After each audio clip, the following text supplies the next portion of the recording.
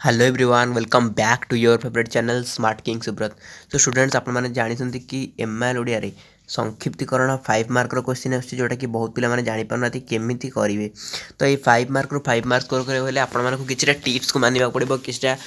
Rules को follow करा पड़ो जब आप देन आप 5 रू 5 रही बट मन इच्छा या छोटे लिखिदे पलि आसबे कहीं भी आपको 5 रू 5 देवेनि बेसी है 2 ना 3 बुझे। तो आमको एमआईएल ओडिया रे 95 रखियार अच्छी तो 95 रखियार अच्छी माने ये संक्षिप्तीकरण उपर भी बहुत फोकस करार अच्छी आ संक्षिप्तीकरण में 5 रू 5 ना 5 रू 4 तो निहाती आनीपार अच्छी बुझे। तेणुक आम आज देखा संक्षिप्तीकरण भाव संक्षेपण केमी आम कौन कौन सब उपाय को फॉलो करवा जहाद्वारा आमर संक्षिप्तीकरणटा पूरा डिटो जो भाया हवा कथा से भाया हम आ सीएचएससी आंसर सीट सह मैच कर बुझे। तो आरंभ शेष पर्यटन हेतु संक्षिप्तीकरण बुझा जमी आम अनुच्छेद बुझाई अनुच्छेद भिडियो तो अपलोड होगी केमी आप अनुच्छेद सल्व करेंगे 1 मार्किया 2 मार्किया तो से भिडियो को निहाती भाव देखिए डिस्क्रिप्शन बॉक्स में लिंक देदेवी एमआईएल ओडिया प्लेलिस्ट तो एमआईएल ओडिया प्लेलिस्ट को जी से देखीदेवे है जी आलोचना करवा संक्षिप्तीकरण भाव संक्षेपण।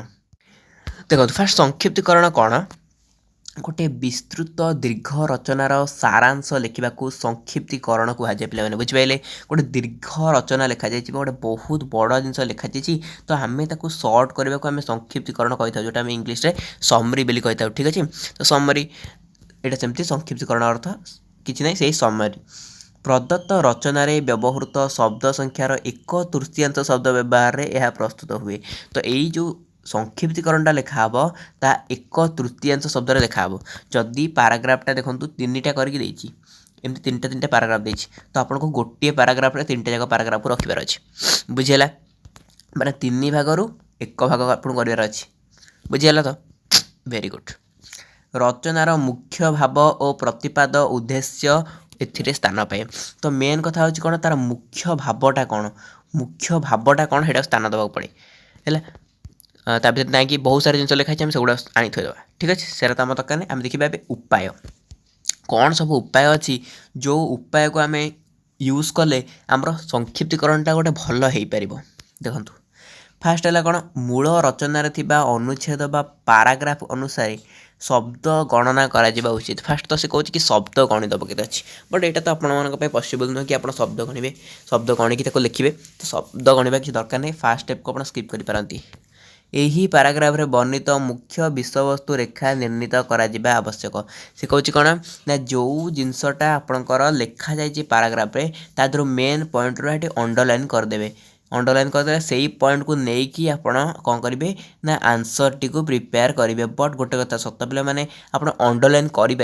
कहीं ना क्वेश्चन पेपर में आपको दाग लगे भी दिज्व जब आप गोटे भी पॉइंट भी दे दिखाते ना क्वेश्चन पेपर में ताल आपको माल प्राक्ट कर दिज्व है माल प्राक्ट कर दिज्व एमपी कर दिज्व माने आपंकर कॉपी करसन बेली आपको धरा तेणु आप क्वेश्चन पेपर तो दाग लगे पारे तेणु सेकेंड स्टेप को भी आप छाड़ी दे पारे। फास्ट स्टेप सेकेंड स्टेप किसी दरकार नहीं थर्ड स्टेप को जीवा एक पदीकरण संधि समास इत्यादि व्यवहार मध्य पद संक्षिप्तीकरण करा आवश्यक। यस यही जिनसटा जो पिला करूथिबो तो बढ़िया मार्क से पाइबो किंतु प्राय पिला एटा करंतिनी मन इच्छा लिखिदे पड़ा जहाँ लिखाई तो पुड़ा खंड लिखाई गोटे लाइन छाड़देवा गोटे लाइन लिखिदेवा गोटे लाइन छाड़देवा गोटे लाइन लिखिदेवा तो यही भाया कर लिखिकी आसती बुझे। तो यहाँ को संक्षिप्तीकरण कहुए तो ये से कौन कहला ना संक्षिप्तीकरण में एक पदीकरण व्यवहार कर संधि व्यवहार कर समास व्यवहार कर केमी ना मनकर गोटे पाराग्राफटा लिखाई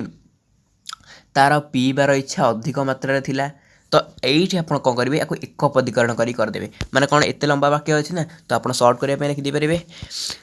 से पिपासु थिला ये लिखिपारे। तो बुझे पीबार इच्छा पिपासु आम जाचे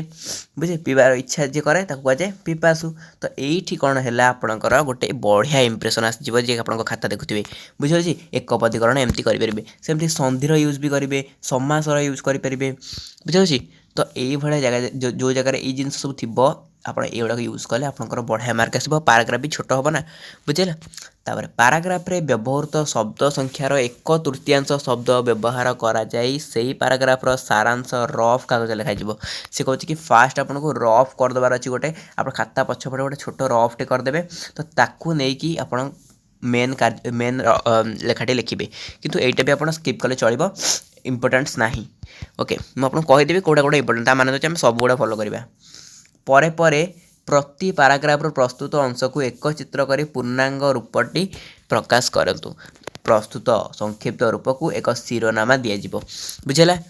ये कौन से कहूँ ना जहाँ भी आप पढ़ला पर से पाराग्राफ जानिले तो फास्ट आपन को जमी इंग्लीश आप टाइटल दियंती एठी मध्य टाइटल देबे बुझुची फास्ट टाइटल टाइटल तो इंग्लीश लिखे ओडिया लिखे कौन लिखे प्रसंग ठीक अच्छे प्रसंग लिखिकी जहाँ आपंकर विषयटी आपको लगुच तो आप प्रसंगर ना फास्ट देवे बुझेगा ନିଜସ୍ୱ टिप्पणी किंवा मंतव्य एठारे आदौ रहिबो नाही ନିଜସ୍ୱ टिप्पणी पे मैंने जमा भी देवेनि मनकर सेठी अच्छी कि छोटे मनकर लिखाई आम देश विषय मनकर लिखाई गोटे पाराग्राफ अच्छी आपको एक संक्षिप्तकरण करें तो देश विषय लिखाई तो आप लिखिदेवे कौन मन बाहर करनी आम देश समस्त अन्यतम मत आम देश भल लगे ये लिखे ना ନିଜସ୍ୱ टिप्पणी कि मंतव्य किसी भी रही जहाँ पाराग्राफ अच्छी ओनली ताकू ही आणिकी 1/3 लिखार अच्छी आपको किसी भी ନିଜସ୍ୱ मंतव्य आड कर बुझेगा तापर यही संक्षिप्तीकरण 5 नंबर रु मूल्यांकन करा बुझेगा तो जदि आप लिखुं देन आप 5 नंबर रु बढ़िया मार्क स्कोर करेंगे बुझिपारे तो कौन कहली एवं मुझे कहीदे केमी आप करेंगे संक्षिप्तीकरण बुझे तो देखो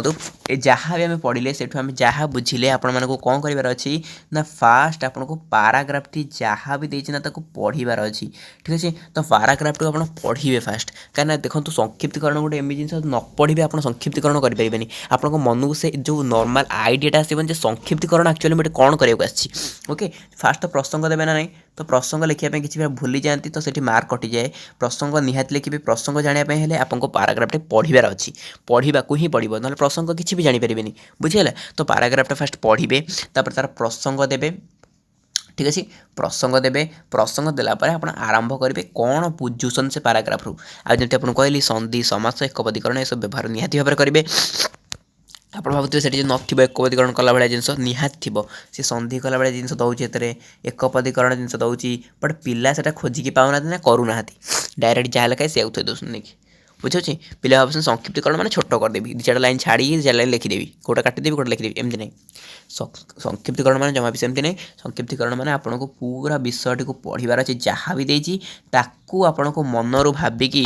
माने कौ पॉइंट इंपोर्टेंट रोटा इंपोर्टेंट रही तो यहाँ भाविकी आपको लिखार अच्छे कि 3 भाग जी पढ़